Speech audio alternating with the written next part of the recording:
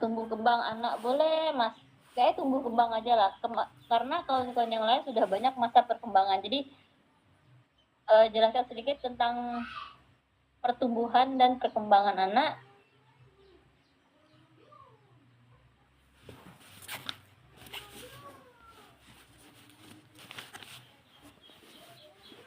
Oke, jadi dibahas pada paragraf pertama itu harusnya membahas tentang tumbuh kembang anak. Nah, di mana dalam perkembangan anak, nah jadi paragraf pertama itu tumbuh kembang anak, perkembangan anak gitu ya Bu. Jadi yang dicari itu. Nah, jadi ketika membahas tentang bagaimana sih tumbuh kembang anak tersebut, kemudian di bab 2 di bab paragraf pertama sebutkan juga perkembangan itu terdiri dari perkembangan anak itu melalui beberapa aspek perkembangan seperti kemampuan bicara, berbahasa, dan lain-lainnya banyak ya. Nah, itu dibahas di paragraf pertama akhir. Kalau paragraf awal paragraf pertama itu jelaskan tentang tumbuh bukan pertumbuhan dan perkembangan, tapi tumbuh kembang anak. Beda ya kalau pertumbuhan dan perkembangan. Tapi ini kita bahas tentang tumbuh kembang anak, kemudian nanti jelaskan perkembangan anaknya, kemudian baru jelaskan apa saja sih tahap yang terjadi di dalamnya, seperti itu. Disebutkan terakhir kemampuan berbicara. Nah, setelah kemampuan bicara, paragraf kedua ini baru boleh digunakan paragraf ini. Jadi paragraf pertama Ibu sudah buat, tidak perlu dihapus, langsung saja. Kemampuan berbicara merupakan, nah ini langsung dibahas saja, langsung dijadikan di paragraf kedua. Paragraf pertama yang sudah Ibu buat ini langsung dijadikan paragraf keduanya. Jadi cuma menambahkan paragraf pertama.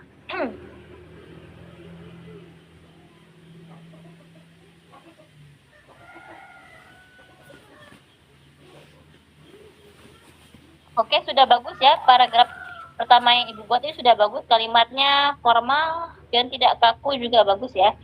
Paragraf kedua, anak usia dini.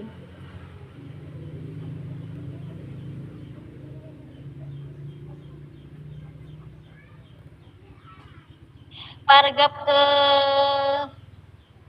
kedua itu tidak membahas anak usia dini. Jadi paragraf pertama, Ibu Sanim ini membahas tentang tumbuh kembang anak, perkembangan anak, dan sedikit kemampuan bicara di kalimat terakhir. Terus di paragraf kedua membahas tentang kemampuan berbicara.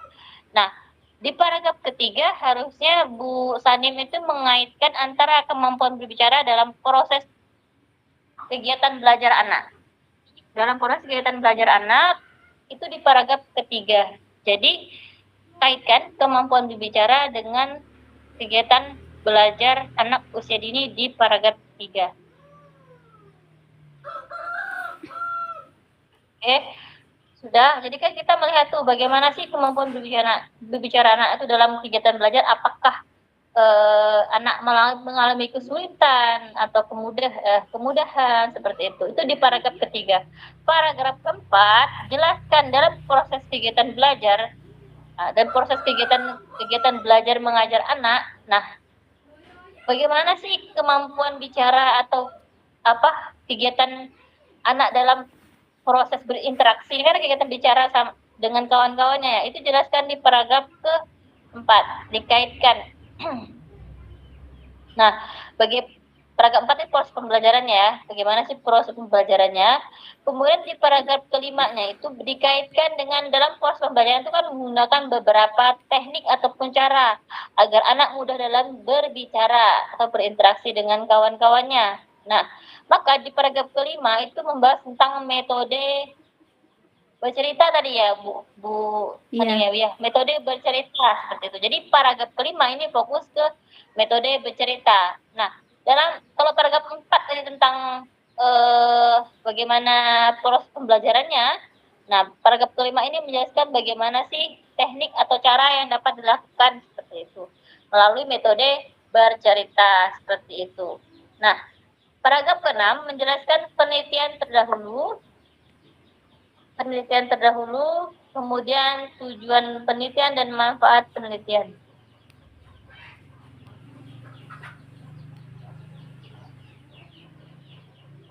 Nah, di paragraf ketiga punya Bu Sanem ini, kan menurut Sujiono 2021, ini sudah ada kutipan teori. Kutipan teori ini membahas tentang perkembangan bahasa anak usia dini, meliputi kemampuan mendengarkan bahasa, serta mengungkapkan bahasa secara sederhana melalui komunikasi dengan lingkungan sekitar.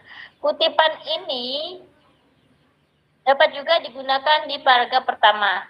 Tapi di paragraf pertama tidak harus langsung tiba-tiba teori. Jadi basa-basi dulu atau kita berikan kalimat pengantar dulu di 1 atau 2 kalimat di awal, langsung dimasukkan teori sedikit tentang masa perkembangan bahasa, boleh.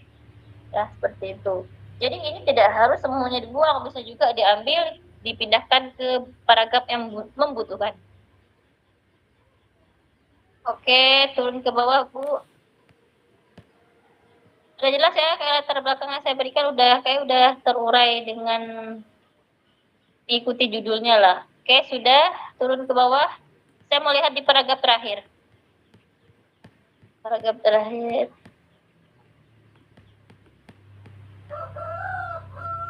Paragraf terakhirnya yang mana? Dalam kurs pembelajaran? Nah, oke. Oh, ini teori kayaknya. Paragraf terakhir di latar belakang. Oke. Nah, ini berdasarkan turun lagi lah kayak belum ya.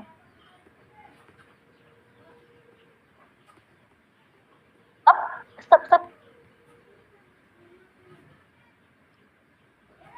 Yang ini, Bu. Ini paragraf terakhir itu setelah di bawah sebelum rumusan masalah, di atas rumusan masalah. Rumusan masalahnya mana? Ntar dulu, Bu. Pendahuluan. Rumusan masalah itu kan bagian B. Itu kan bagian A. Ini atasnya rumusan masalah, atasnya. Berarti ini. Nah, stop. Udah tadi betul. Udah lagi bawah. Sikit lagi. Ini. Lagi. Oke, stop. Nah, ini naik sedikit. Stop ya. Dah cukup.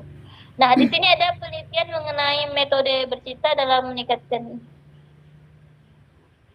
Oke. Nah, ini kan berapa orang, Bu Sanim kan ada 3 orang. Iya. Pak, saya bilang kalau 3 orang itu boleh menggunakan DKK atau FL. Nah, silakan dipilih bagaimana teknik yang Ibu Sanim gunakan. Tidak harus 3 orang ini. Gunakan nama tokoh sama. Kalau misalnya Dewi aja, Dewi et al. Gitu ya, 2021. Menjelaskan bahwa, nah, ini 1 orang saja. Kayak misalnya, di bawah lagi tuh, Habibatullah, Darmiati, dan Aisyah. Nah, itu 3 orang. Baik itu, bagaimana cara mengutip kalau 3 orang? DKK atau FA bolehlah. Ya, dipilih. Oke, jadi di sini ada penelitian terdahulunya, ada tujuan penelitian dan manfaat penelitian. Nah, di bagian uraian tersebut, nggak perlulah pakai kalimat itu. Berdasarkan uraian tersebut, peneliti tertarik untuk melakukan penelitian dengan judul. Oke, boleh sih, nggak masalah. Jadi, yang bagian tiga baris di bawah itu dapat digunakan. Boleh digunakan untuk akhir paragraf. Tidak perlu dia terpisah paragraf sendiri, Bu Sanim. Iya, paragraf iya, itu minimal adalah 5 baris. Ini 3 baris. Kalau 3 baris itu tidak boleh. Harusnya 5 baris. Nah, itu sedikit sekali 3 baris. Maka nanti boleh digabungkan di akhir paragraf yang terakhir ya. Di penelitian terdahulunya tujuan penelitian dan manfaat penelitian digabungkan di situ. Oke. Sudah terurut tadi di paragraf 1 dan sampai paragraf 6.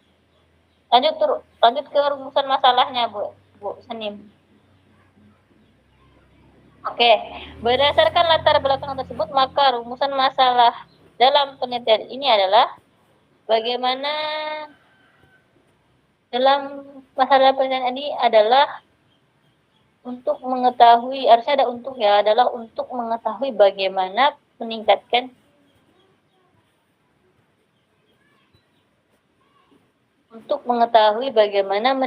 kemampuan berbicara. Kalau seperti adalah bagaimana, itu langsung seperti pertanyaan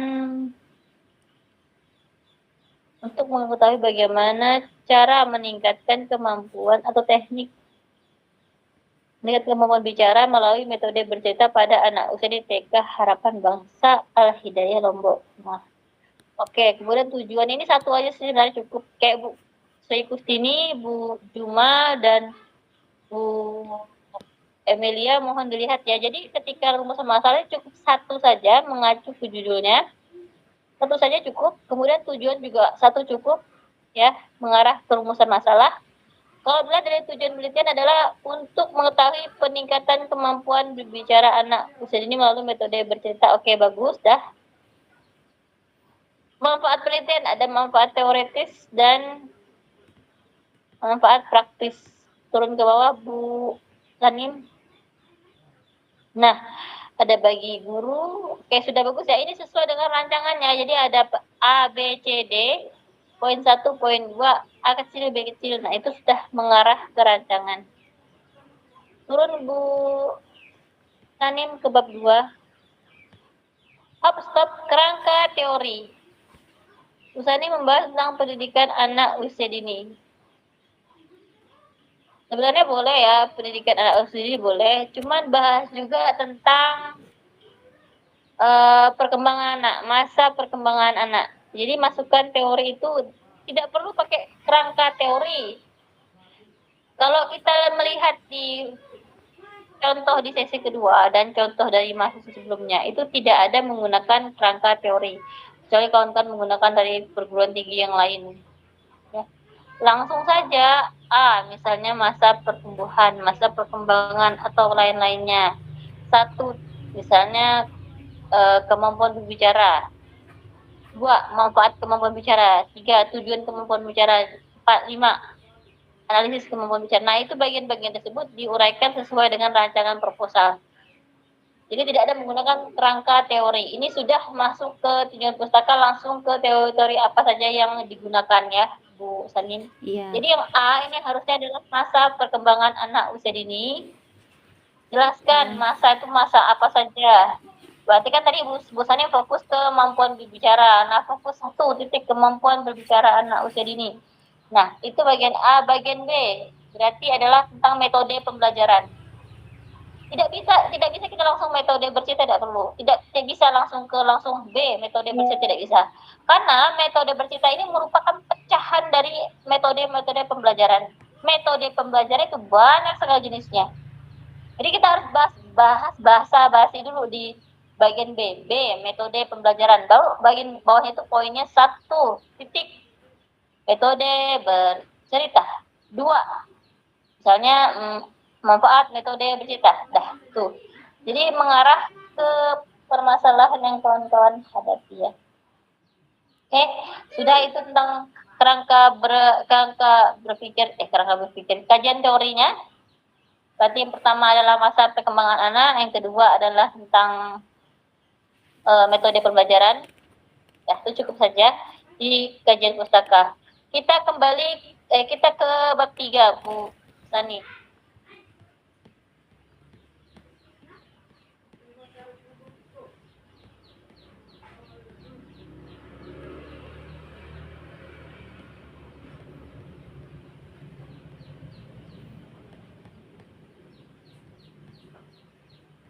Bab 3 ya, Tim. Iya.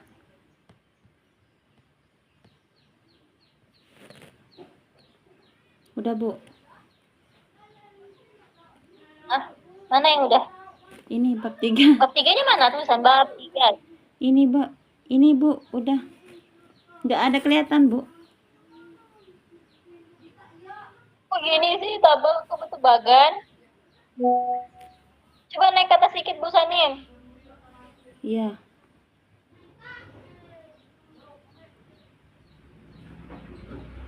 Naik sedikit, saya mau lihat yang atas, bukan bagannya. Yang atas itu bagan.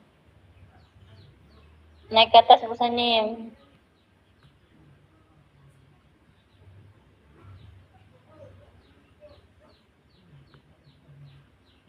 Yang bab 3, metode penelitian judulnya. Bab 3. itu kata sekali bab 3 Bu Sanim. Laptopnya kayaknya agak ini ya, lemot ya.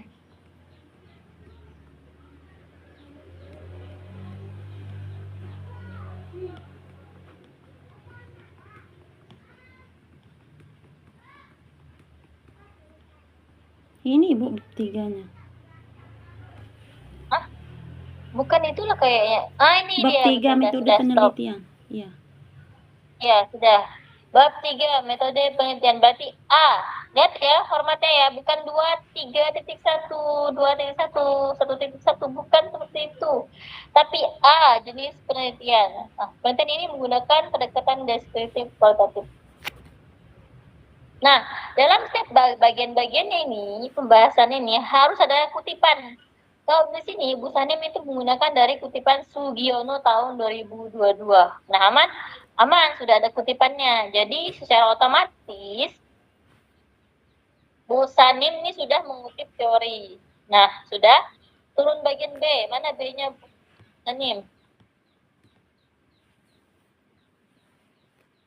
Udah Ibu.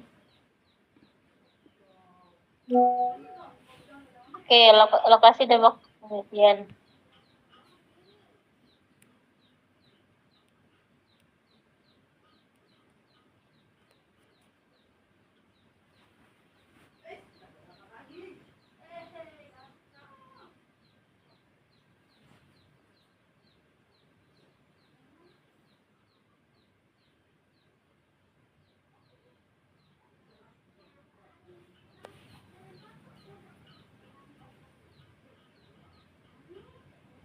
Sudah bagian C-nya Bu Sanim.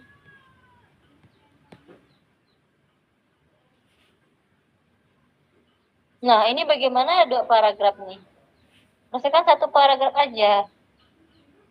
Nah, itu ya bagian fokus penelitian, subjek penelitian itu jangan terpisah. Di subjek penelitian itu dihapus, nempel ke bagian kelompok tengah belakang tuh ya. Jadi cukup satu paragraf aja. Iya Ibu. Oke, turun ke bagian D. Teknik pengumpulan data.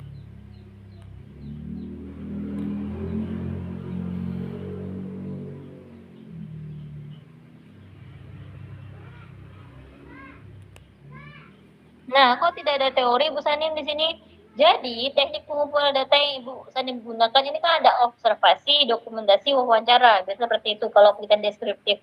Oleh karena itu, harusnya Bu Sanim itu ada mengutip satu teori, yang mana teori tersebut memecahkan ketiga teknik ini. Menurut Sugiono, teknik pengumpulan data dapat dilakukan melalui 3 teknik. Sama, observasi, 2 wawancara, dan 3 dokumentasi. Nah, di bagian-bagian ini harusnya ada sumber referensi atau sumber teorinya. Sumber teori ada kutipan teori. Maka saya sarankan tambahkan teori di dalam teknik pengumpulan data ini. Ya, Iya Bu Ibu. Sanim. Iya Jadi Ibu. setiap bagian itu harus kutipan teori. Bu, saya itu hanya menggunakan 10 buku. Nah, ada 2 bagian yang tidak ada teori. Boleh tidak saya menambahkan 1 sumber referensi, sehingga sumber referensi itu saya itu berjumlah 11. Boleh? Boleh. Boleh tidak saya menambahkan 2 sumber referensi, jadi sumber saya itu ada 12 6 buku, 6 artikel. Boleh seperti itu. Oke, seperti Bu, boleh tidak dalam satu jurnal dikutip 2 kali? Boleh. Cuman kalau saya sarankan sebaiknya dalam satu jurnal 1 kutipan, 1 buku 1 kutipan. Tapi jikalau 1 buku digunakan untuk 2 kali dikutip, boleh seperti itu. Sudah? Oke. Daftar pustaka langsung aja Bu Sanim. Kawan-kawan yang mau maju setelah Bu Sanim, tolong dipersiapkan. Ini sebenarnya Bu Sanim ini udah bagus ya, rancangan dia tuh udah ada, cuman di latar belakangnya dia belum terarah, belum berurutan, belum dapat menguraikannya seperti itu. Oke, stop. Jikalau kawan-kawan proposalnya sudah seperti Bu Sanim, sebenarnya bimbingannya tidak lama. 1, 2, 3 kali bimbingan udah selesai. Karena apa? Karena Bu Sanim sebenarnya jurnalnya sudah ada, bukunya sudah ada, dia sudah mengolah kata dari bab 1, bab 2 sudah, bab 3 sudah.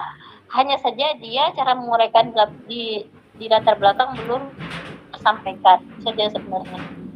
Nah, di sini sudah ada judul dari jurnal ya pertama ya. Jurnalnya sudah ada. Nah, teknik penulisan jurnalnya punya Bu Sanim udah bagus nih. Mohon kawan-kawan lihat. Bu Juma, Bu Emilia, apalagi yang hadir ini. Saya sebut semua aja lah. Bu Epi, Bu Mita, Bu Rianti, Bu Maria hilang ya? Sinyal kayaknya. Bu Sri Kustini,